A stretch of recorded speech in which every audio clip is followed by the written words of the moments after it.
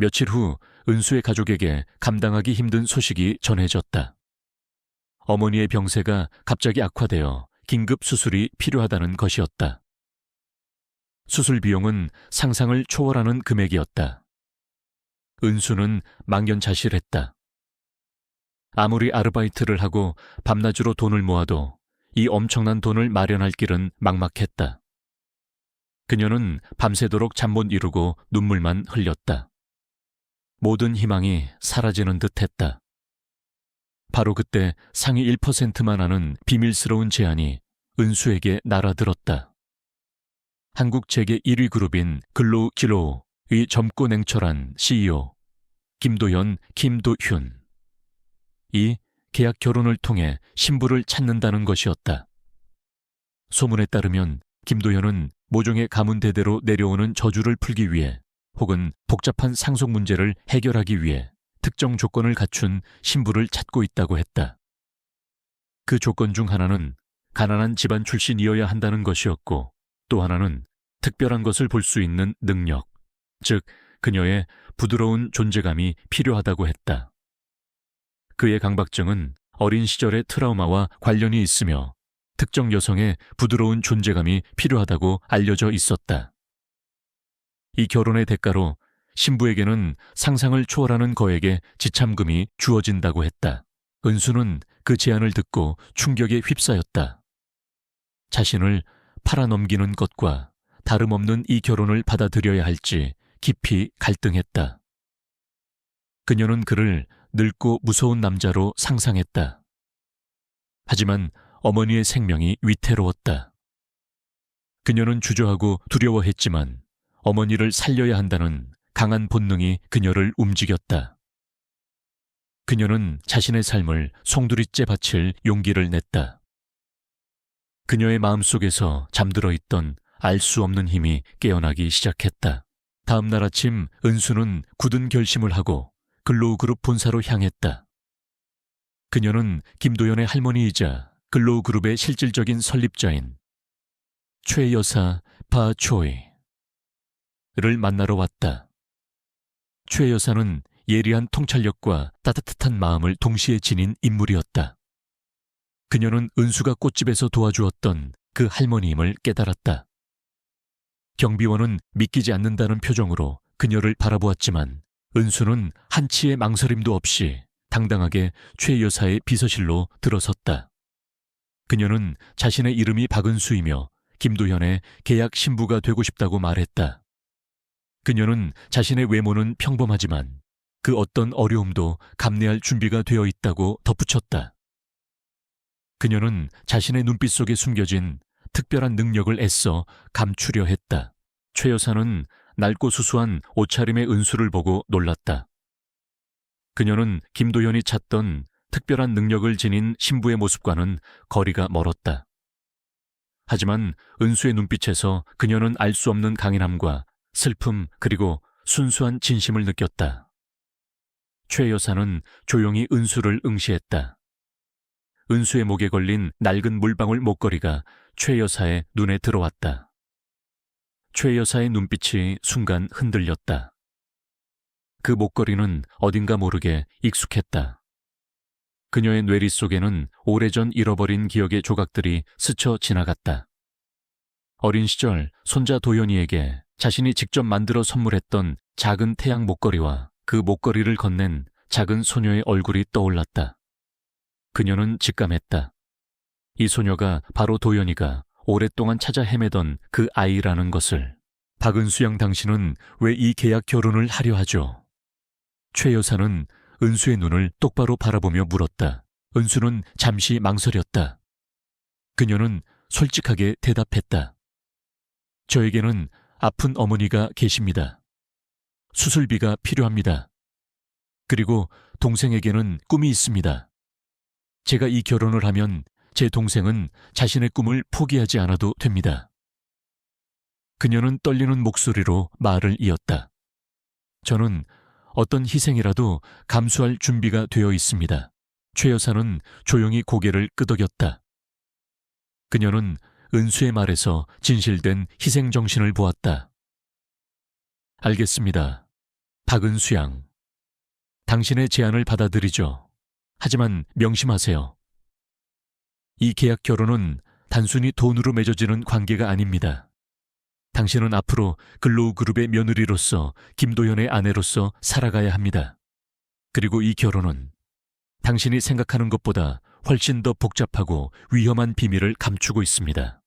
최 여사의 목소리는 낮았지만 그 안에는 경고의 메시지가 담겨 있었다.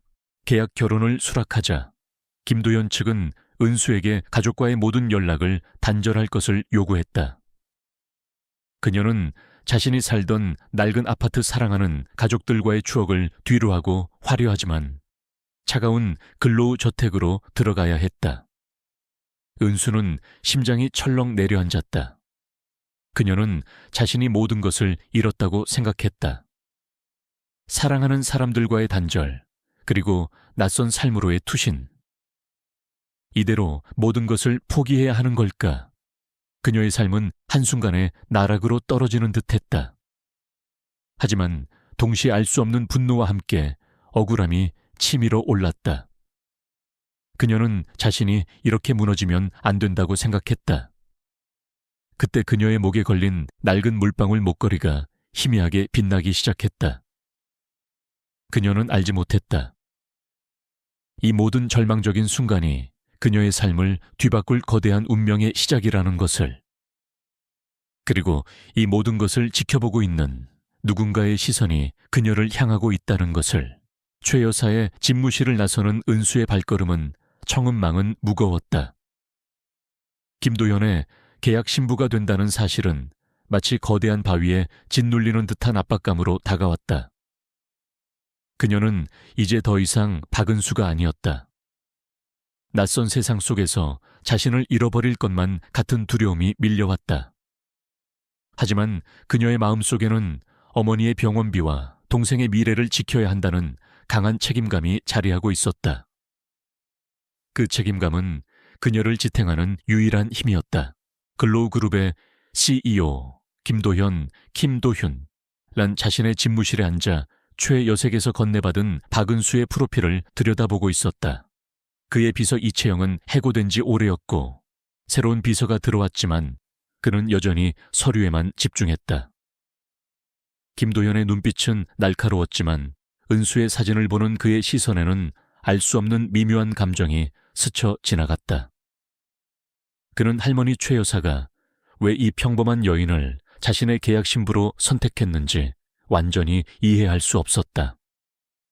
그의 머릿속에는 오랫동안 잃어버렸던 태양 목걸이를 한 작은 소년과 함께 정원에서 뛰어놀던 한 소녀의 모습이 어렴풋이 떠올랐다.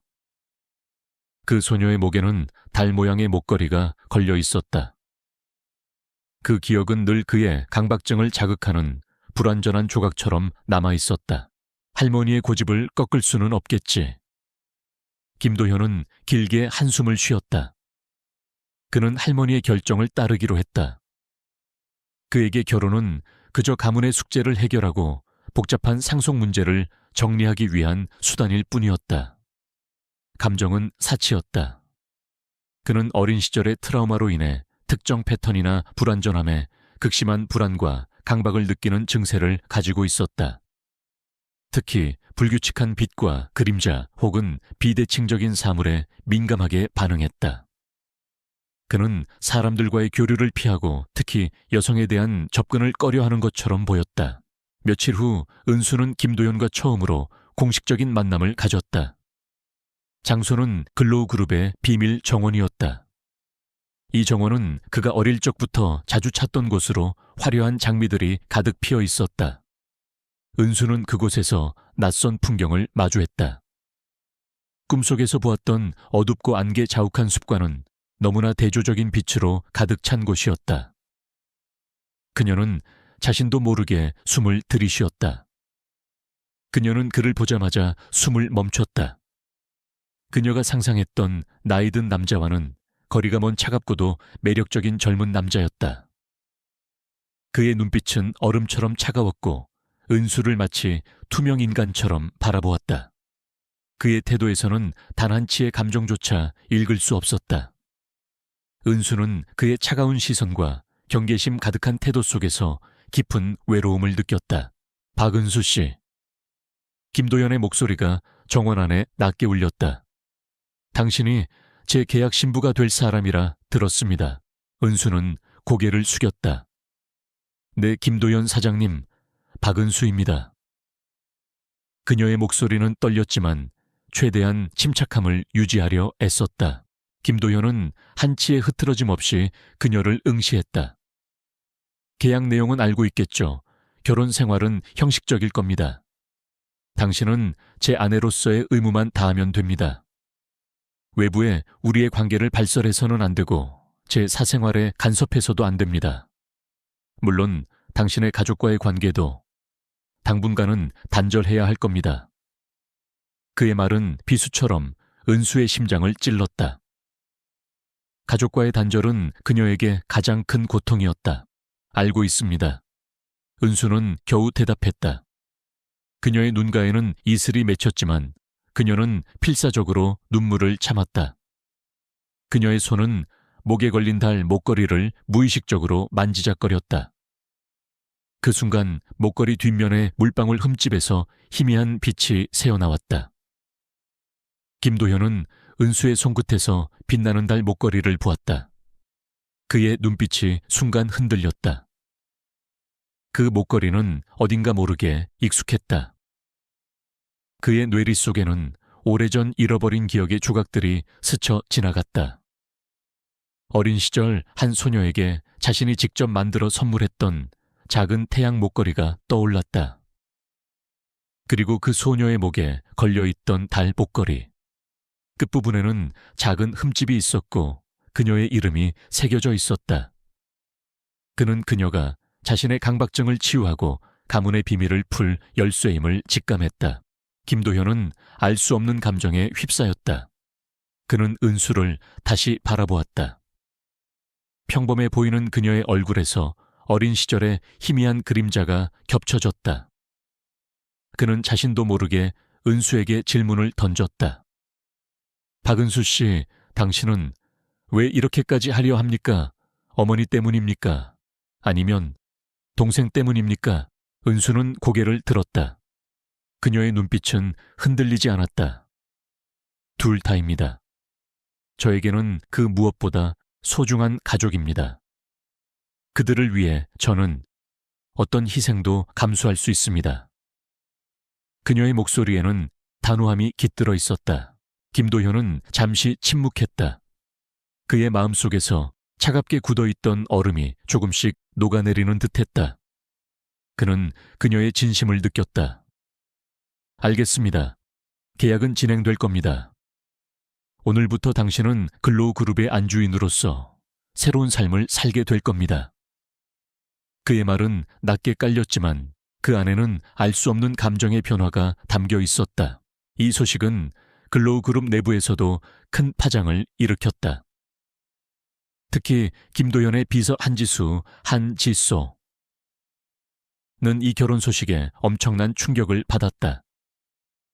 한지수는 명문대 출신의 엘리트 비서로 겉으로는 충성스러운 듯 보이지만 실제로는 김도현에게 남몰래 접근하려 하는 또 다른 야심가였다. 그녀는 몇 년 동안 김도현의 곁에서 그림자처럼 일하며 그의 신뢰를 얻었고 스스로 김도현의 가장 가까운 사람이 되었다고 생각했다. 그런데 갑자기 나타난 이름 모를 꽃집 아르바이트생이 그녀의 모든 꿈을 산산조각낸 것이다. 한지수는 분노와 질투에 휩싸였다. 그녀의 아름다운 얼굴은 차갑게 굳어졌고 눈빛에는 섬뜩한 빛이 번득였다. 그녀는 은수가 김도연에게 의도적으로 접근했다고 확신했다. 그녀는 은수가 김도연의 명성과 재산을 노린 평범한 여자일 뿐이라고 단정했다. 겨우 꽃집 아르바이트생 주제에 감히 김도연 사장님을 넘보다니. 한지수는 사무실에 홀로 남아 이를 갈았다. 넌 절대로 김도연 사장님의 진짜 아내가 될 수 없어. 내가 널 끌어내리고 원래 내 자리로 돌아갈 거야. 한지수는 은수를 끌어내리기 위한 은밀한 계획을 세우기 시작했다. 그녀는 은수가 가진 특별한 능력이 사실은 사기이거나 그녀의 뒤에 숨겨진 불순한 의도가 있을 것이라고 확신했다. 그녀는 은수가 김도현을 조종하여 자신의 이득을 취하려 한다고 믿었다. 그녀는 글로우그룹 내부의 정보를 이용하여 은수의 과거를 파헤쳤다. 그녀는 은수가 어려운 형편에 처해 있다는 사실과 그녀가 어머니의 수술비를 위해 김도현과의 계약 결혼을 받아들였다는 사실을 알아냈다. 한지수는 이 정보를 이용하여 은수를 돈 때문에 몸을 파는 여자로 매도하고 그녀의 이미지를 철저히 짓밟을 계획을 세웠다. 그녀는 언론에 은수의 신상을 흘리고 그녀가 위장 결혼을 통해 김도현의 재산을 노리고 있다는 가짜뉴스를 퍼뜨릴 준비를 했다. 그녀는 또한 글로우그룹의 일부 임원진과 언론계 인맥을 동원하여 은수를 향한 부정적인 여론을 형성하려 했다. 한지수는 자신의 지위와 권력을 이용하여 은수를 사회적으로 매장시키려 했다. 어서 와라 박은수. 네가 감히 넘볼 수 없는 자리가 어디인지 똑똑히 보여줄 테니까. 한지수는 자신의 계획이 완벽하다고 생각하며 비열한 미소를 지었다. 한편 은수는 글로우그룹의 호화로운 저택에 발을 들여놓았다. 그녀의 새로운 삶은 시작되었지만 모든 것이 낯설고 불편했다. 넓은 방, 고급스러운 가구, 그리고 냉랭한 김도연의 시선은 그녀를 더욱 외롭게 만들었다. 그녀는 이 모든 상황이 꿈속의 어두운 숲, 그리고 그 숲에서 자신을 부르던 소년의 목소리와 연결되어 있다는 것을 어렴풋이 느끼기 시작했다. 그녀는 알 수 없는 불안감과 함께 묘한 끌림을 느꼈다. 그녀는 이제 더 이상 평범한 꽃집 아르바이트생이 아니었다. 그녀는 자신의 운명에 맞서 싸워야 하는 특별한 능력을 지닌 존재가 되어가고 있었다. 그리고 이 모든 것을 지켜보고 있는 김도현의 시선은 그녀를 향한 단순한 호기심을 넘어선 깊은 무언가를 담고 있었다. 박은수는 글로우그룹의 호화로운 저택에 발을 들여놓았지만 그 거대한 공간은 그녀에게 낯설고 불편한 감정을 안겨주었다. 겉으로는 화려하고 완벽해 보였지만 그 안은 차가운 공기로 가득했다. 넓은 방과 값비싼 가구들은 그녀를 감싸는 대신 오히려 그녀를 더욱 이방인처럼 느끼게 했다. 김도현은 계약 내용에 충실하게 은수에게 최소한의 관심만을 보일 뿐 그녀의 일상에 전혀 간섭하지 않았다. 그의 무관심한 태도는 은수를 더욱 외롭게 만들었다. 차갑고 경계심 가득한 그의 시선 속에서 은수는 깊은 고독감을 느꼈다. 김도현은 여전히 어린 시절의 트라우마로 인해 특정 패턴이나 불안전함에 극심한 불안과 강박을 느끼는 증세를 가지고 있었다. 특히 불규칙한 빛과 그림자 혹은 비대칭적인 사물에 민감하게 반응하며 고통받는 모습은 은수의 마음에 깊은 인상을 남겼다. 박은수 씨, 당신은 이제 김도현 사장님의 아내입니다. 품위를 지키고 제발 사고 치지 마십시오. 김도현의 비서 한지수는 은수를 만날 때마다 차가운 눈빛으로 경고했다. 한지수는 명문대 출신의 엘리트 비서로 겉으로는 충성스러운 듯 보였지만 실제로는 김도현에게 남몰래 접근하려는 또 다른 야심가였다. 그녀는 겉으로는 정중했지만 그녀의 말 속에는 은수를 향한 노골적인 경멸과 질투가 숨어 있었다. 한지수는 은수가 김도현의 옆자리를 차지했다는 사실을 도저히 받아들일 수 없었다. 그녀는 은수의 일거수일투족을 감시하며 그녀의 약점을 찾으려 혈안이 되어 있었다. 하지만 은수는 한지수의 비난과 감시에도 굴하지 않았다. 그녀는 김도현과의 계약 결혼이 단순히 형식적인 관계를 넘어 자신에게 주어진 새로운 책임이자 기회라고 생각했다. 그녀는 저택의 도서관에서 건축 미술 보석 디자인에 대한 책들을 읽으며 스스로를 갈고 닦았다. 그녀의 목표는 단순히 김도현의 계약 신부로 머무는 것이 아니라 자신만의 방식으로 이 거대한 그룹에 기여하고 진정한 글로우의 안주인이 되는 것이었다. 그녀의 손은 연필을 쉴 새 없이 움직이며 낡은 스케치북에 새로운 아이디어를 채워 넣었다. 특히 그녀는 어린 시절 꿈속에서 보았던 어둡고 안개 자욱한 숲, 그 안에서 피어나는 신비로운 빛, 그리고 자신을 불렀던 알 수 없는 목소리에 대한 단서들을 디자인에 투영하려 노력했다.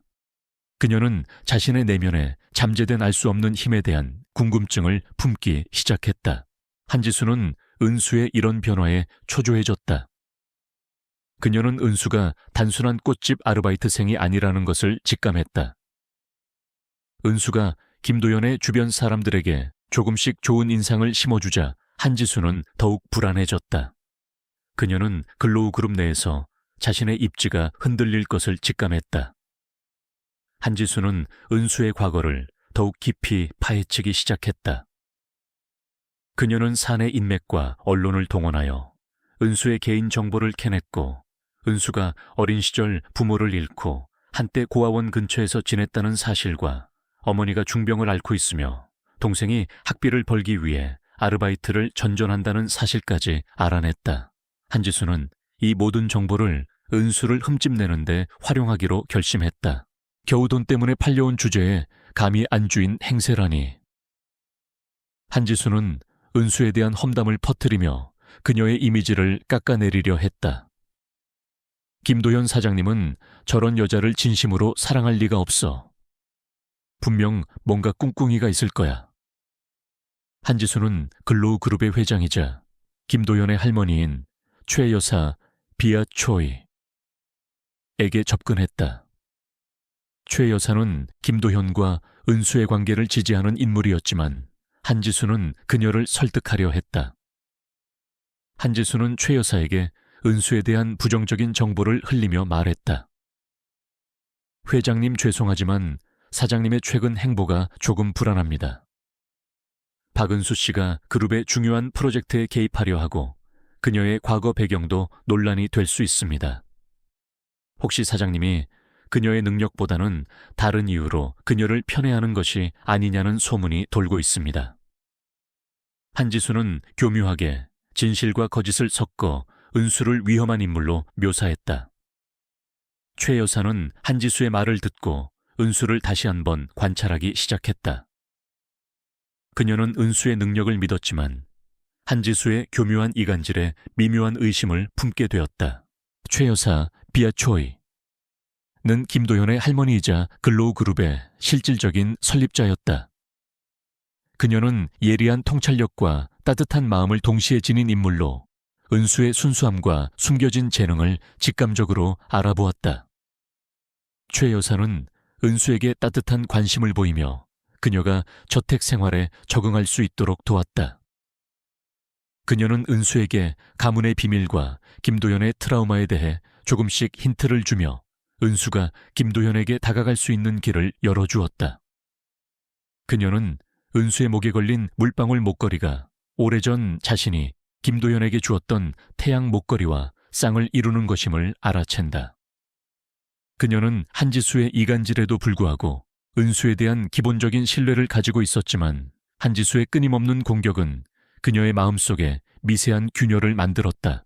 보출로 트롱틴 대 불가피하게 받자띠 김도현은 어린 시절의 트라우마로 인해 특정 패턴이나 불완전함에 극심한 불안과 강박을 느끼는 증세를 가지고 있었다.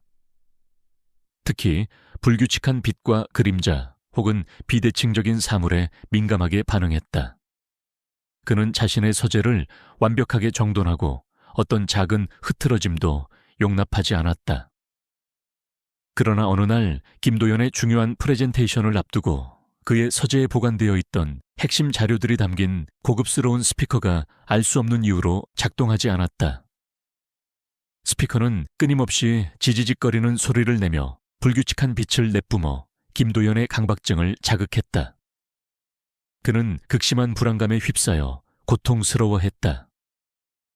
그의 얼굴은 창백해지고 숨소리가 거칠어졌으며 그는 손으로 머리를 감싸고 바닥에 주저앉을 듯했다. 서재는 그의 고통으로 가득 찬 듯 보였다. 바로 그때 은수가 김도연의 고통스러운 비명소리를 듣고 서재로 들어왔다.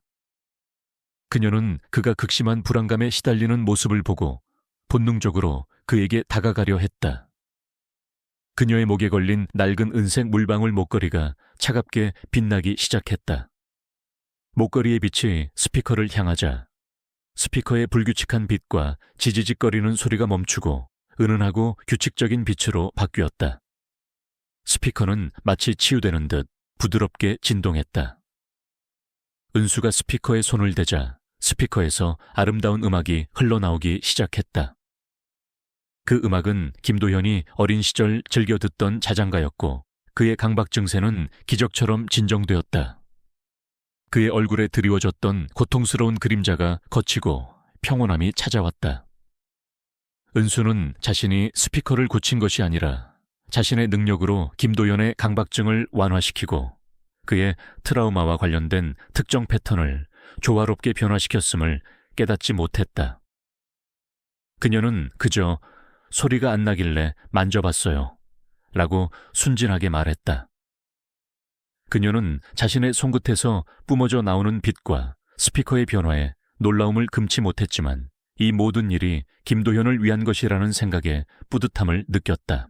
선택적 증언과 상대방의 행동, 이 모든 광경을 지켜보고 있던 김도현은 은수의 행동에 깊은 충격을 받았다. 그의 눈빛은 더 이상 차갑지 않았다. 그는 은수의 손에 있는 물방울 목걸이와 자신이 가지고 있는 태양 목걸이, 그리고 어린 시절의 희미한 기억들을 연결시켰다. 그는 은수가 단순한 계약 신부가 아니라 자신의 트라우마를 치유하고 가문의 비밀을 풀 열쇠임을 직감했다. 그는 자신의 강박증이 은수의 손길 하나로 진정되는 것을 경험하며 그녀의 존재가 자신에게 얼마나 중요한 의미를 지니는지 깨달았다. 그는 이 순간부터 은수를 향한 그의 마음속에 깊은 호기심과 함께 잃어버린 과거에 대한 그리움이 싹트기 시작했다. 이 모든 광경은 한지수의 눈에도 똑똑히 들어왔다. 그녀는 은수의 놀라운 능력 발현에 질투와 경멸에 휩싸였다. 그녀는 은수가 이렇게 뛰어난 재능을 가지고 있을 줄은 상상도 못했다. 그녀는 은수가 단순히 운이 좋았거나 어디선가 아이디어를 훔쳐왔을 것이라고 확신했다. 그녀는 은수가 김도현을 조종하여 자신의 이득을 취하려 한다고 믿었다. 그녀는 은수가 김도현의 옆자리를 차지했다는 사실에 분노했고 그녀의 특별한 능력을 단순한 우연이나 사기라고 단정지었다. 말도 안 돼. 저런 재주를 부리다니. 분명 뭔가 꿍꿍이가 있을 거야. 한지수는 속으로 중얼거렸다. 그녀는 은수를 어떻게든 끌어내려야겠다고 다짐했다. 한지수는 자신의 지위와 권력을 이용하여 은수를 사회적으로 매장시키려 했다. 그녀는 은수가 과거에 살았던 낡은 임대 아파트와 그녀의 어려운 가족사를 더욱 깊이 파헤치기 시작했다. 그녀는 이 정보를 이용하여 은수를 돈 때문에 김도현에게 접근한 가난한 여자로 매도하고 그녀의 이미지를 훼손할 계획을 세웠다. 그녀는 김도현의 어머니인 한지원 여사에게 접근하여 은수에 대한 부정적인 정보를 흘리기 시작했다. 그녀는 은수를 향한 공격을 본격적으로 시작할 준비를 마쳤다. 그녀의 눈빛에는 비열한 광채가 번득였다. 김도현 사장의 파격적인 지시와 은수의 놀라운 능력 발현은 근로그룹 내부에 거대한 폭풍을 몰고 왔다. 이채영 비서는 모든 악행이 드러나자마자 해고되었고 회사 자산 훼손 및 명예훼손 혐의로 법적 절차가 진행되기 시작했다. 그녀의 추락은 순식간이었다. 은수를 괴롭혔던 다른 동료들 역시 질책을 피할 수 없었다. 근로그룹의 직원들은 은수를 향한 비난의 시선을 거두고 경외와 호기심이 뒤섞인 눈빛으로 그녀를 바라보았다. 김태호 회장은 손자 김도현에게서 모든 진실을 듣고 충격에 빠졌다. 그는 이채영의 거짓말에 속아 자신의 손자와 은수를 의심했던 것을 깊이 후회했다. 김태호 회장은 은수를 직접 찾아가 진심으로 사과했다. 박은수 씨, 제가 실수를 저질렀습니다. 당신의 능력을 알아보지 못하고 불필요한 의심을 한 것을 사과드립니다. 근로그룹에 당신 같은 인재가 있다는 것이 자랑스럽습니다. 그는 은수에게 새로운 주얼리 컬렉션, 문라이트 가든의 총괄 디자이너 자리를 제안하며 전폭적인 지지를 약속했다. 은수는 이제 계약 신부가 아닌 글로우 그룹의 핵심 인재로 우뚝 섰다. 그녀는 이전보다 더 바쁜 나날을 보냈지만 그녀의 얼굴에는 행복감이 감돌았다. 그녀는 자신의 재능을 마음껏 펼칠 수 있게 되었고 그녀의 아이디어는 글로우 그룹에 새로운 바람을 불어넣었다. 그녀는 아픈 어머니의 병원비와 동생의 학비 걱정 없이 가족을 돌볼 수 있게 되었다. 그녀는 최고급 아파트와 차량을 제공받았고 더 이상 낡은 임대 아파트에서 살지 않아도 되었다. 그녀의 삶은 드라마틱하게 변화했다. 김도현은 은수에게 변함없는 신뢰를 보였다. 그는 은수가 가진 특별한 능력과 낡은 달 목걸이의 비밀을 누구보다도 궁금해했다. 그는 은수가 어린 시절의 그 소녀라는 확신을 가지고 있었다. 그는 이제 단순히 사업적인 성공을 넘어 잃어버렸던 인연을 되찾고 싶다는 강렬한 열망에 사로잡혔다. 그의 차가웠던 마음은 은수에게로 향하는 알 수 없는 따뜻함으로 채워지기 시작했다. 하지만 은수의 급부상은 순탄치만은 않았다. 글로우 그룹 내에는 여전히 그녀를 시기하고 질투하는 시선들이 존재했다. 특히 김도연의 어머니이자 김태호 회장의 며느리인 한지원 여사는 은수를 탐탁지 않게 여겼다. 한지원은 명문가 출신으로 오랫동안 김도연의 아내 자리를 탐내던 이채영에게 힘을 실어주었다. 그녀는 아들이 평범한 출신의 은수와 맺어진 것을 못마땅해 했고 은수를 가문의 수치로 여겼다. 그녀는 은수가 김도현의 재능을 이용하고 있다고 생각하며 은수에 대한 증오심에 불타올랐다. 한지원은 은수를 끌어내리기 위한 은밀한 계획을 세웠다. 그녀는 이채영이 실패한 능력이라는 약점 대신 은수의 가족관계와 숨겨진 과거를 이용하기로 했다. 한지원은 김태호 회장에게 은수에 대한 부정적인 정보를 지속적으로 흘렸다. 아버님 박은수 실장이 아무리 능력이 뛰어나도 그녀의 배경은 여전히 논란이 될 수 있습니다. 김도연 사장과의 관계도 그렇고요. 혹시 사장님이 그녀의 능력보다는 다른 이유로 그녀를 편애하는 것이 아니냐는 소문이 돌고 있습니다. 한지원은 교묘하게 김도연과 은수의 관계를 돈 때문에 맺어진 위장 결혼이라는 프레임으로 엮으려 했다. 회장실에서 한지원은 은수가 어릴 적 부모님을 잃고 한때 고원 근처에서 지냈다는 정보와 함께 은수의 어머니가 알츠하이머병을 앓고 있으며 남동생 역시 대학 등록금을 위해 아르바이트를 전전하는 어려운 환경에 처해 있다는 사실을 강조했다. 그녀는 이 모든 것이 글로우 그룹의 이미지에 치명타를 입힐 수 있다고 역설했다. 박은수 실장은 분명 능력이 있지만 그녀의 가족 문제는 글로우 그룹의 명예에 큰 오점을 남길 수 있습니다. 세상은 그녀의 능력이 아닌 그녀의 개인적인 약점을 물고 늘어질 것입니다. 김태호 회장은 한지원의 말에 흔들렸다. 그는 아들과 글로우 그룹의 명예를 누구보다 중요하게 생각했다. 그는 이 모든 것이 진실이라면 은수가 아무리 뛰어나도 글로우 그룹의 얼굴이 될 수는 없다고 생각했다. 그는 한지원에게 은수의 모든 것을 공개적으로 밝힐 방법을 찾으라고 지시했다. 한지원은 만족스러운 미소를 지었다. 그녀는 이번 기회에 은수를 완전히 매장시키겠다고 다짐했다. 곧이어 언론은 은수의 사생활에 대한 추측성 기사들로 도배되기 시작했다. 글로우 그룹의 신데렐라 베일에 쌓인 가족의 비밀은 박은수 실장의 숨겨진 과거, 글로우 그룹의 이미지에 먹칠하나 김도연 사장 능력을 빙자한 특혜 논란.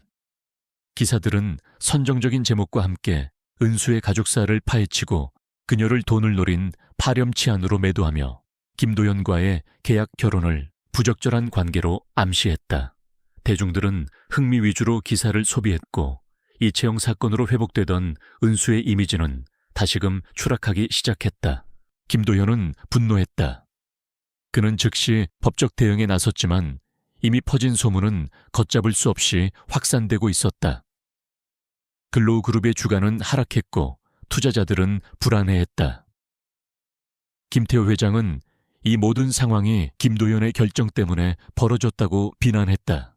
내가 처음부터 그 여자를 반대하지 않았느냐.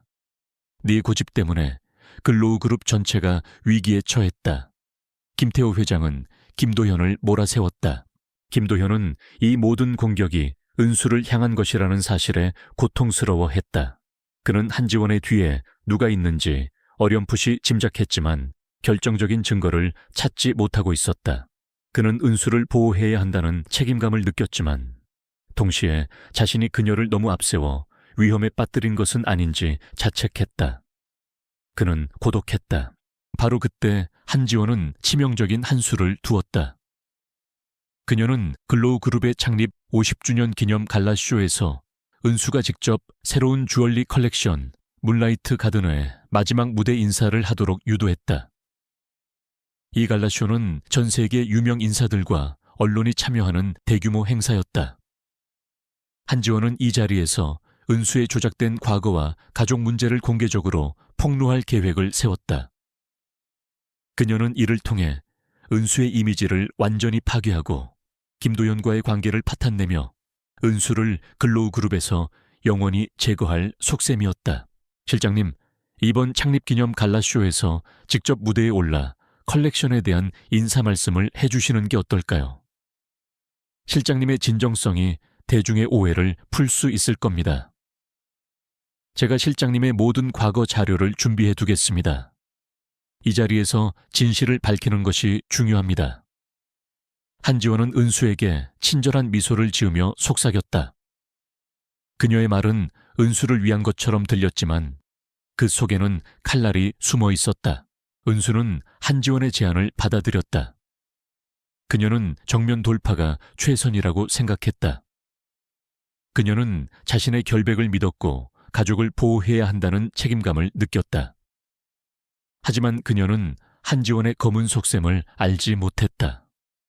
그녀는 자신의 어깨에 무거운 짐을 짊어진 채 혼자서 이 모든 것을 감당해야 한다고 생각했다. 갈라쇼 당일 은수는 대기실에 홀로 앉아 있었다. 그녀는 화려한 드레스를 입고 있었지만 긴장감에 몸이 떨렸다. 무대 아래에서는 수많은 카메라 플래시가 터지고 기자들의 웅성거림이 들려왔다. 김도연은 바쁜 와중에도 잠시 그녀를 찾아와 격려했다. 은수 씨, 당신을 믿습니다. 당신은 이 모든 것을 이겨낼 수 있을 겁니다. 그의 말은 은수에게 작은 위안이 되었다. 그녀는 자신의 결정이 과연 옳은 것이었는지 다시 한번 회의감이 들었다. 그녀의 특별한 삶은 이 모든 비난과 의심 속에서 흔들리고 있었다. 그녀는 이제 모든 것을 걸고 이 싸움에 뛰어들어야만 했다. 그녀는 자신이 이 시험대 위에서 고독하게 싸워야 한다는 것을 알고 있었다. 그녀의 손에 쥐어진 낡은 달 목걸이가 차갑게 느껴졌다. 그녀의 이성은 지금 상황을 어떻게 헤쳐나가야 할지 알려주지 않았다. 그저 그녀의 심장이 가족을 보호해야 한다는 강렬한 본능으로 뛰고 있을 뿐이었다. 글로우그룹 창립 50주년 기념 갈라쇼에 화려한 막이 올랐다. 대형 스크린에서는 그룹의 역사와 문라이트 가든 컬렉션의 아름다움이 번갈아 재생되고 있었다. 전 세계의 유명 인사들과 언론인들로 가득 찬 대연회장은 기대감으로 술렁거렸다. 은수는 무대 뒤 대기실에서 긴장감에 쌓여 있었다. 그녀의 심장은 쿵쾅거렸고 손에는 땀이 흥건했다. 이 모든 것이 자신의 삶을 건 마지막 싸움이라는 것을 직감했다. 한지원은 대기실 문틈으로 은수를 훔쳐보며 비릿한 미소를 지었다. 그녀는 은수가 곧 사회적 매장을 당할 것이라는 생각에 희열을 느꼈다. 그녀는 이미 준비된 시나리오대로 움직이고 있었다. 무대 위에는 그녀의 입김이 닿은 사회자가 서 있었고 객석에는 그녀가 매수한 기자들이 은수의 몰락을 찍을 준비를 하고 있었다. 드디어 은수가 무대에 오를 시간이 되었다. 사회자는 은수를 소개하며 지나치게 강조된 목소리로 말했다. 다음은 저희 글로우그룹의 새로운 얼굴 문라이트 가든 컬렉션의 총괄 디자이너 박은수 실장님을 소개합니다. 그녀의 특별한 이야기와 함께 컬렉션에 대한 진솔한 이야기를 들어보시죠. 특별한 이야기라는 말은 은수의 불우한 과거를 암시하는 듯 들렸다. 은수는 시무흡을 하고 무대 위로 걸어나갔다. 수많은 카메라 플래시가 터지고 객석의 시선이 그녀에게 집중되었다. 그녀의 시야는 뿌옇게 흐려지는 듯했다. 그녀는 마이크를 잡고 떨리는 목소리로 인사했다. 안녕하십니까, 박은수입니다. 바로 그때 무대 뒤편에 대형 스크린에 미리 준비된 가족 사진이라는 제목의 이미지들이 나타나기 시작했다. 은수의 낡은 임대 아파트 병상에 누워있는 어머니 아르바이트를 하는 동생의 모습들이 차례로 스크린을 채웠다. 그리고 그 옆으로는 은수와 김도연이 함께 찍힌 마치 위장 결혼을 암시하는 듯한 조작된 사진들이 교묘하게 배치되었다. 사회자는 능숙하게 준비된 대본을 읽어 내려갔다. 박은수 실장님은 어려운 환경에서 자라났으며 현재 어머님께서는 오랜 투병 생활로 고통받고 계십니다. 그녀가 근로그룹의 안주인 자리에 오르게 된 배경에는 이런 사정이 있었던 것으로 보입니다. 과연 그녀의 진심은 무엇일까요? 객석에서는 술렁거림이 터져 나왔다. 기자들의 카메라 플래시가 더욱 격렬하게 터졌다. 수군거리는 소리가 은수의 귓가를 맴돌았다. 겨우 돈 때문에 결혼한 거였어. 근로그룹의 명예가 땅에 떨어지는군. 은수는 충격에 휩싸였다. 그녀의 얼굴은 하얗게 질렸고 몸은 얼어붙는 듯했다. 그녀는 이 모든 것이 한지원의 음모임을 직감했지만 눈앞의 상황에 아무것도 할 수 없었다. 그녀는 비난과 조롱의 시선 속에서 마치 벌거벗겨진 듯한 수치심을 느꼈다. 무대 위에서 그녀는 완전히 고립된 존재였다. 그녀의 눈가에는 뜨거운 눈물이 맺혔지만 그녀는 필사적으로 참았다. 바로 그 순간 은수의 목에 걸린 낡은 달 목걸이가 강렬한 빛을 뿜어내기 시작했다. 그 빛은 너무나 강렬해서 대기실의 불빛조차 압도할 정도였다. 동시에 은수의 몸속에서 알 수 없는 뜨거운 에너지가 솟구쳐 올랐다. 그녀는 본능적으로 손을 뻗었다. 그녀의 손에서 뿜어져 나온 빛은 무대 위 대형 스크린을 향해 뻗어나갔다. 스크린에 나타난 사진들은 순식간에 변화하기 시작했다. 병상에 누워있던 어머니의 사진은 그녀가 젊은 시절 은수를 안고 환하게 웃고 있는 모습으로, 아르바이트를 하던 동생의 사진은 그녀가 직접 디자인한 옷을 입고 런웨이를 걷는 자랑스러운 모습으로 바뀌었다. 그리고 은수와 김도연의 위장 결혼 사진은 아름다운 하얀 장미 정원에서 두 사람이 어린 시절 함께 찍었던 빛바랜 사진으로 변했다. 사진 속 어린 은수의 목에는 달 목걸이가, 어린 도연의 목에는 태양 목걸이가 빛나고 있었다. 이 모든 변화는 은수의 의지대로 이루어지는 듯했다. 그녀의 눈빛은 흔들림 없이 스크린을 응시했고 그녀의 손끝에서 뿜어져 나오는 빛은 마치 살아있는 생명체처럼 움직였다. 스크린은 단순한 사진들을 넘어 은수의 과거가 얼마나 아름답고 순수했으며 그녀의 가족들이 얼마나 소중한 존재인지를 생생하게 보여주는 하나의 이야기로 변모했다. 가족의 비극으로 조작되려 했던 은수의 이야기는 사랑과 희생의 이야기로 재탄생했다. 회의장 안에는 다시 한번 정적이 흘렀다. 모든 사람들은 숨을 죽이고 스크린을 바라보았다. 한지원은 경악에 질려 입을 다물지 못했다. 그녀의 얼굴은 창백해졌고 몸은 미세하게 떨렸다. 은수는 자신이 가진 특별한 능력을 어떻게 받아들여야 할지 혼란스러웠지만 동시에 김도연의 고백과 그의 믿음에 깊은 감동을 받았다. 그녀는 자신이 알 수 없는 힘을 가지고 있다는 것을 깨달았다. 그녀의 주머니에 있던 낡은 달 목걸이는 여전히 뜨겁게 빛나고 있었다. 그것은 그녀의 내면에 잠들어 있던 재능을 일깨우는 촉매제였다. 그녀는 이 모든 상황이 꿈속의 거대한 정원, 그리고 그 정원에서 자신을 부르던 소년의 목소리와 연결되어 있다는 것을 어렴풋이 느끼기 시작했다. 바로 그때 김도현이 자리에서 벌떡 일어났다. 그의 얼굴은 차가웠지만 그 안에는 깊은 확신과 분노가 뒤섞여 있었다. 그는 은수를 향해 걸어 나갔다. 그의 손에는 작은 태양 목걸이가 들려 있었다. 그는 은수 앞에 섰다. 박은수 씨. 아니, 은수야. 그의 목소리는 낮았지만 갈라쇼가 진행되는 대연회장을 가득 채울 만큼 강렬했다. 이 모든 소문과 조작은 사실이 아닙니다. 박은수 실장은 누구보다 순수하고 강인한 사람입니다. 그리고 그녀의 가족은 세상에서 가장 아름다운 가족입니다. 김도현은 이어 자신의 태양 목걸이를 들어 올리며 말했다. 그리고 이 목걸이는 저와 박은수 실장의 어린 시절 추억이 담긴 목걸이입니다. 우리는 오랜 세월 서로를 찾아 헤매었습니다. 그녀는 저의 첫사랑이자 운명의 상대입니다. 그가 목걸이 2개를 나란히 놓자 달 목걸이의 물방울 흠집과 태양 목걸이의 작은 돌기가 완벽하게 맞물리며 하나의 문양을 이루었고, 두 목걸이에서 빛이 터져 나오며 아름답게 춤을 추듯 퍼져 나갔다. 그 빛은 마치 그들이 함께 싸운 시간과 다시 이어질 미래를 상징하는 듯했다. 객석에서는 숨죽인 탄성이 터져 나왔다. 기자들의 카메라 플래시는 더욱 격렬해졌지만 이제는 비난이 아닌 경외의 눈빛이 담겨 있었다. 한지원은 김도현의 갑작스러운 고백에 충격을 받아 그대로 주저앉았다. 그녀는 자신의 모든 음모가 수포로 돌아갔음을 깨달았다. 김태호 회장은 놀라움과 함께 깊은 깨달음을 얻은 듯 조용히 아들의 어깨를 두드렸다. 그의 얼굴에는 알 수 없는 미소가 번졌다.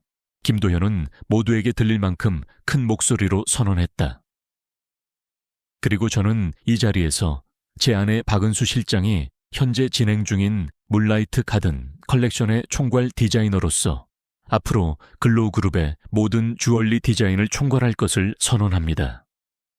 그의 목소리는 단호했고 그의 눈빛은 은수를 향한 흔들림 없는 믿음을 담고 있었다. 은수는 자신이 가진 특별한 능력을 어떻게 받아들여야 할지 혼란스러웠지만 동시에 김도현의 고백과 그의 믿음에 깊은 감동을 받았다. 그녀는 이제 더 이상 약하고 나약한 존재가 아니었다. 그녀는 자신의 재능과 능력을 통해 스스로의 길을 개척할 수 있다는 것을 깨달았다. 그리고 그녀의 옆에는 모든 것을 함께할 김도현이 있었다. 대연회장은 뜨거운 박수갈채로 가득 찼고 은수는 눈물을 흘리며 고개를 숙였다. 그녀의 삶은 이제 예측할 수 없는 방향으로 흘러가기 시작했다. 그녀는 이제 계약 신부가 아닌 진정한 글로우의 안주인이자 김도현의 운명의 연인으로 거듭났다. 갈라쇼의 열기가 차에 가시지 않은 다음 날, 글로우 그룹은 폭풍 같던 전날 밤의 여파로 술렁거렸다. 그러나 혼란은 오래가지 않았다. 김도현 사장의 단호한 발표와 은수의 놀라운 능력 발현은 모든 오해를 불식시키고 거짓을 일삼던 자들을 단죄하는 계기가 되었다. 한지수는 자신의 모든 음모가 100일에 드러나자마자 글로우 그룹에서 해고되었다. 그녀는 회사 시스템을 조작하고 기밀을 유출하며 은수의 명예를 훼손한 혐의로 법적 절차를 밟게 되었다. 한때 김도현의 가장 가까운 비서라고 자처했던 그녀의 추락은 순식간이었다. 언론은 그녀의 탐욕과 질투가 빚어낸 추악한 진실을 대서특필했고 그녀의 이름 앞에는 실패자, 음모가라는 낙인이 찍혔다. 그녀는 더 이상 김도현의 곁을 맴돌 수도 그의 그림자조차 밟을 수도 없게 되었다. 김도현의 어머니 한지원 여사는 아들이 대중 앞에서 은수를 운명의 상대라고 선언하고 모든 진실이 밝혀지자 큰 충격을 받았다. 그녀는 자신이 얼마나 큰 실수를 저질렀는지 깨달았다.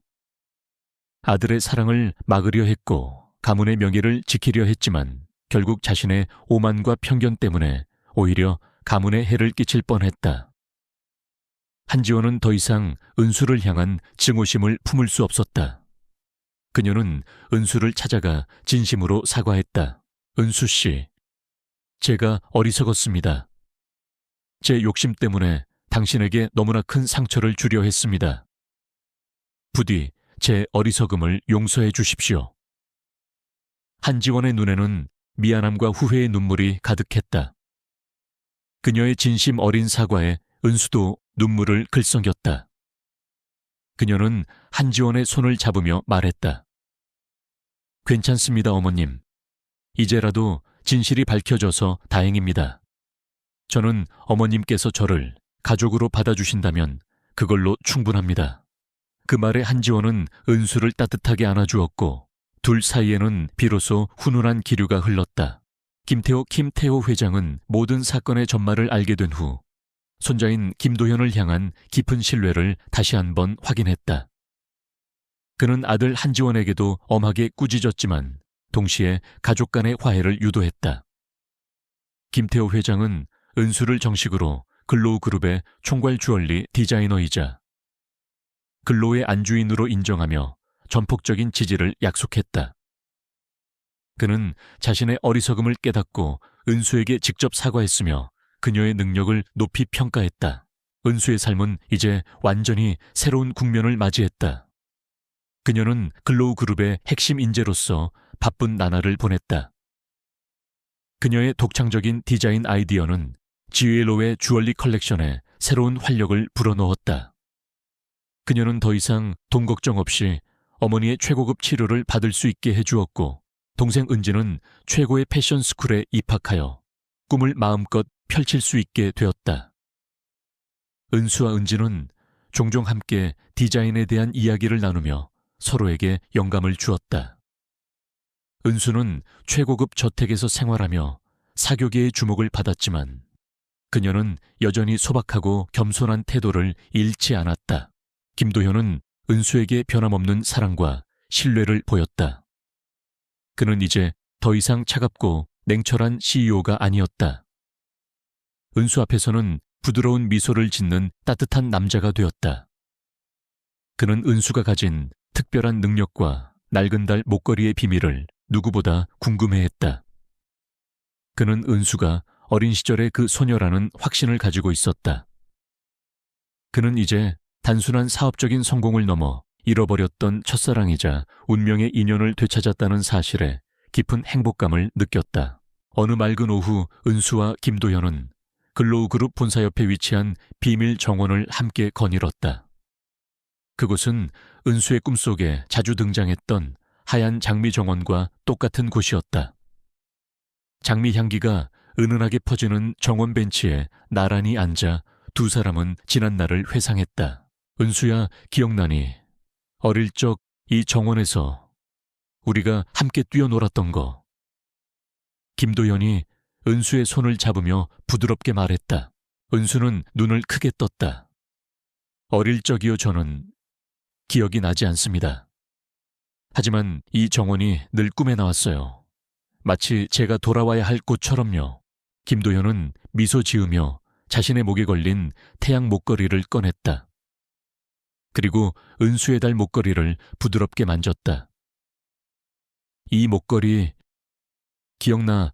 어릴 적 내가 너에게 선물했던 거야.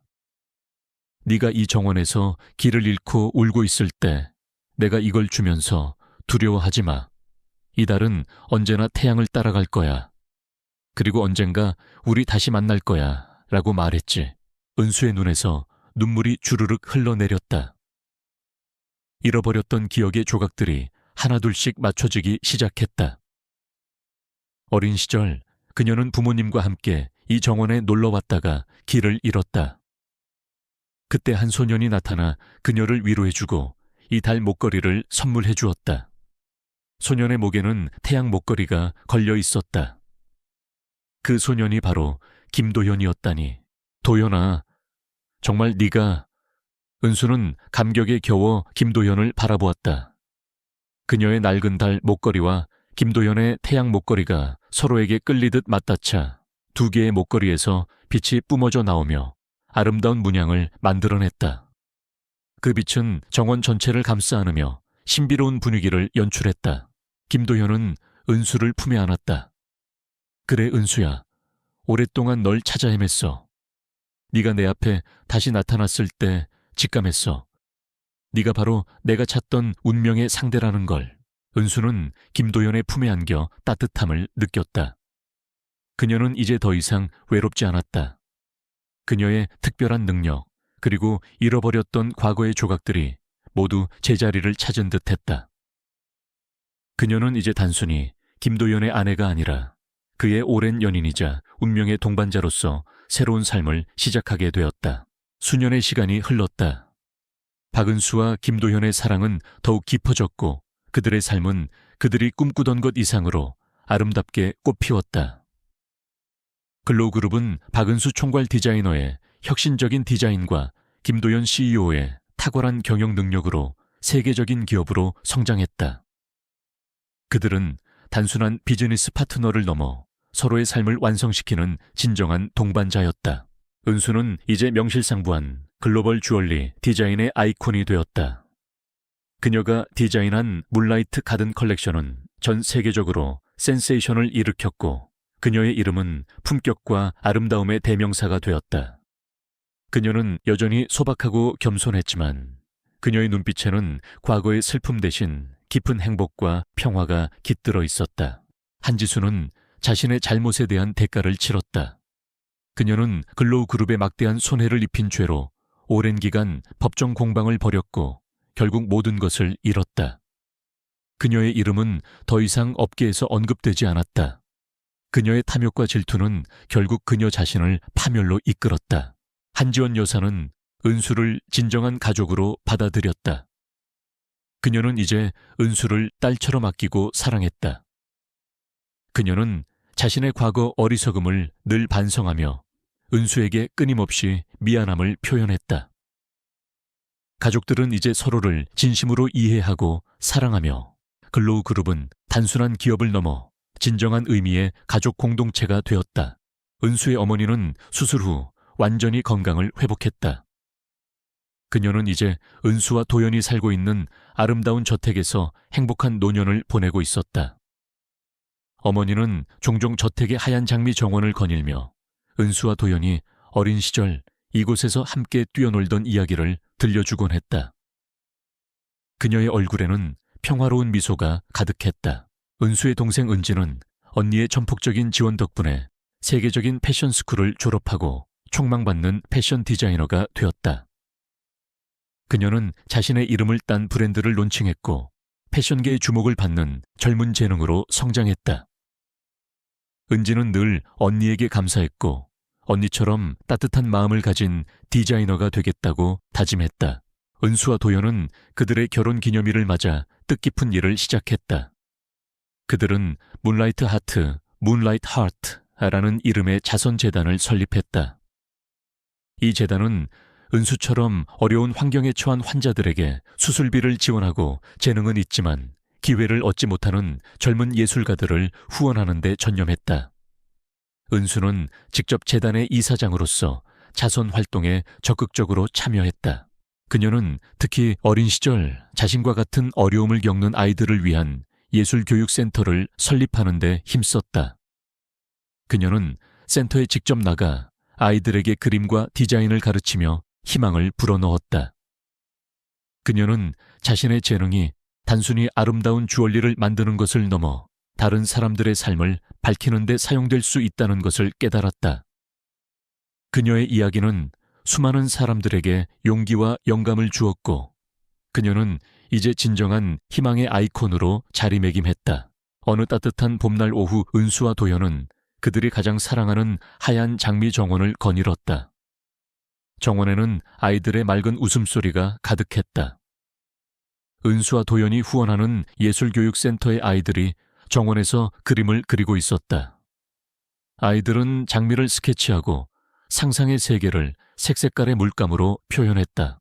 은수는 아이들의 그림을 흐뭇하게 바라보았다. 그녀의 목에 걸린 낡은 달 목걸이가 햇살을 받아 영롱하게 빛났다. 도연은 은수의 손을 잡고 부드럽게 미소 지었다. 은수야, 이 모든 게 내 덕분이야. 네가 가진 빛이 세상을 더 아름답게 만들었어. 은수는 도연의 품에 기대어 하늘을 올려다보았다. 그녀의 눈가에는 행복의 눈물이 맺혔다. 그녀는 이제 모든 것을 가졌다. 사랑하는 남편, 건강한 가족, 그리고 자신의 재능을 통해 다른 사람들을 도울 수 있는 기회. 그녀는 더 이상 과거의 아픔에 갇혀있지 않았다. 그녀의 삶은 마치 찬란한 두 번째 봄을 맞이한 듯했다. 그들은 함께 정원 한가운데 심어진 거대한 장미나무 아래에 앉았다. 이 장미나무는 은수가 처음 이 정원을 꿈에서 보았을 때부터 존재했던 나무였다. 이제 이 나무는 그들의 사랑과 희망을 상징하는 듯 무성하게 자라 있었다. 은수는 자신의 달 목걸이를 손에 쥐었고 도연은 그의 태양 목걸이를 꺼내 은수의 목걸이 옆에 놓았다. 두 목걸이는 서로에게 끌리듯 맞닿아 빛을 발했고 그 빛은 나무를 감싸 안으며 정원 전체를 환하게 비추었다. 그 빛 속에서 은수는 꿈속에서 보았던 소녀와 소년이 다시 한번 행복하게 뛰어노는 모습을 보았다. 그들은 더 이상 외롭지 않았다. 그들은 함께였다. 그들의 이야기는 이제 끝이 아닌 새로운 시작을 알리는 듯했다. 세상을 향해 희망과 사랑의 메시지를 전하며 그들의 삶은 영원히 아름다운 동화처럼 이어질 것이다. 새벽의 푸른 기운이 도시를 감싸기 시작할 무렵 박은수는 언제나 가장 먼저 하루를 맞는 사람이었다. 낡고 비좁은 임대 아파트의 창문 밖은 여전히 어둠이 짙었지만 그녀의 작은 방에는 이미 희미한 불빛이 새어나오고 있었다. 삐걱거리는 침대에서 몸을 일으킨 은수의 눈빛은 맑고 투명했지만 그 깊이에는 말로 다 할 수 없는 슬픔과 고단함, 그리고 결코 꺾이지 않을 강한 의지가 언제나 깃들어 있었다. 25살 그녀의 여린 어깨에는 오랫동안 투병 중인 어머니의 병원비와 게임 개발자를 꿈꾸는 어린 동생 박은호의 학비가 무거운 짐처럼 얹혀 있었다. 은수는 분명 재능 있는 디자이너였다. 그녀의 손끝에서 태어나는 스케치들은 생명력을 가진 듯 생생했고 그녀의 머릿속에는 늘 반짝이는 아이디어들이 가득했다. 하지만 어려운 형편 탓에 그녀는 단 한 번도 제대로 된 전문 교육을 받아본 적이 없었다. 낮에는 작은 꽃집에서 아르바이트를 하며 하루하루를 버텼고 밤에는 낡은 스케치북에 자신만의 꿈을 채워 넣으며 미래를 그렸다. 그녀는 늘 목에 어머니가 물려주신 낡은 은색 물방울 목걸이를 걸고 다녔다. 이 목걸이는 그녀에게 단순한 장신구 이상의 의미였다. 가끔 이 목걸이를 만질 때마다 그녀는 알 수 없는 향기와 함께 묘한 끌림을 느끼곤 했다. 특히 목걸이 뒷면의 작은 흠집을 만지면 오래전 잊혔던 기억의 조각들이 스쳐 지나가는 듯했고 어둡고 안개 자욱한 숲에서 들려오는 어둠 속에서도 빛은 존재해 라는 알 수 없는 목소리가 귓게 맴돌았다. 이 목소리는 그녀에게 늘 두려움과 동시에 묘한 안정감을 안겨주었다. 그녀는 알지 못했다. 그 숲이 바로 김도연의 가문인 글로우 그룹의 비밀스러운 장소였고 그 목소리가 바로 그녀의 어린 시절 잃어버렸던 인연과 특별한 능력에 대한 실마리였다는 것을. 은수의 아침은 늘 다른 사람들보다 일찍 시작되었다.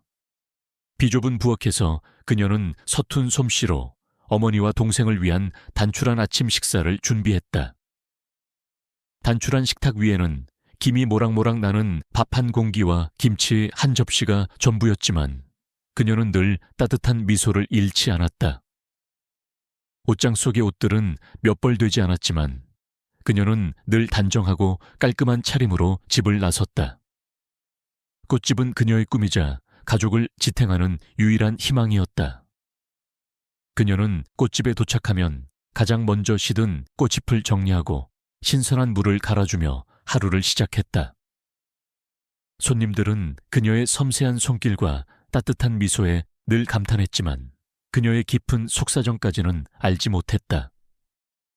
점심시간이 되면 그녀는 구내식당 한 구석에서 홀로 도시락을 먹거나 때로는 편의점에서 산 컵라면 하나로 끼니를 때웠다. 그녀의 외모는 화려함과는 거리가 멀었다. 늘 머리를 단정하게 묶고 최소한의 화장만을 했다. 그녀의 어깨에는 늘 낡은 에코백이 메어져 있었는데 그 안에는 어머니의 약봉투와 어머니가 물려주신 오래된 물방울 목걸이가 들어있었다. 어느 비오는 퇴근길 은수는 늦은 시간까지 꽃집을 정리하고 가게 문을 나섰다. 빗줄기는 굵었고 찬 바람이 불어왔다. 그녀는 우산도 없이 발걸음을 재촉했다. 그때 저만치 떨어진 한적한 골목에서 작은 그림자 하나가 눈에 들어왔다. 새끼 강아지 한 마리가 비를 맞아 온몸이 젖은 채 잔뜩 웅크리고 떨고 있었다. 주변을 지나던 사람들은 흘긋 쳐다볼 뿐 누구 하나 선뜻 발걸음을 멈추지 않았다. 은수는 잠시 망설였다. 그녀는 이미 지쳐 있었고 빨리 집으로 가서 어머니의 약을 챙겨 드려야 했다. 하지만 강아지의 애처로운 모습에 그녀의 발걸음은 저절로 그곳으로 향했다. 그녀는 망설임 없이 자신의 낡은 재킷을 벗어 강아지를 감쌌다. 차가운 빗물이 그녀의 옷을 적셨지만 그녀는 아랑곳하지 않았다. 아가야, 괜찮아. 내가 도와줄게. 그녀는 조심스럽게 강아지를 품에 안고 가장 가까운 동물병원으로 향했다. 그녀는 지갑에 있던 남은 돈 전부를 꺼내 강아지의 응급치료비를 지불했다. 그것은 그녀의 다음 날 점심값이었다. 그녀의 따뜻한 마음씨는 비 내리는 밤거리를 밝히는 작은 등불과 같았다.